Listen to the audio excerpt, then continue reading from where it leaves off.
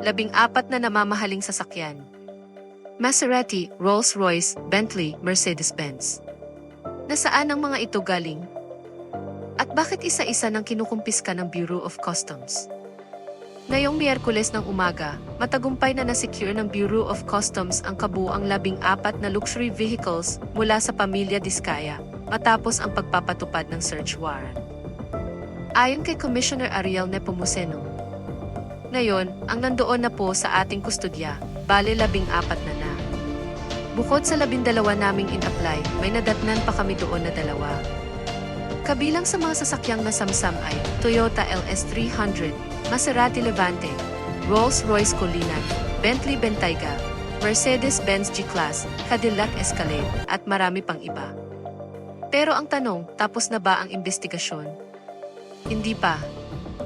Ayon kay Commissioner Nepomuceno, hindi po tayo magtatapos dyan. Dahil sila na rin naman ang nagsabi na 28 yun. At hindi rin kami titigil dahil baka more than 28 yun. Depensa ng kampo ng Diskaya, wala raw itinatago ang pamilya. Ginagamit lang daw ang ibang sasakyan, ang ilan ay nasa maintenance, at ang iba ay inilipat dahil sa pagbaha sa Pasig. Ayon kay Attorney Cornelio Samaniego III, hindi po itinatago. Legal ang mga yan.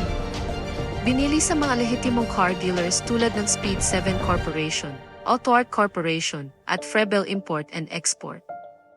Pero habang nagpapatuloy ang investigasyon, tila mas lumalalim pa ang kwento. Kung 14 na pa lang ang nakuha, nasaan ang natitirang 14 na? O baka higit pa? Abangan ang susunod na kilos ng Bureau of Customs. Maglalabas pa ba ng karagdagang search warrant?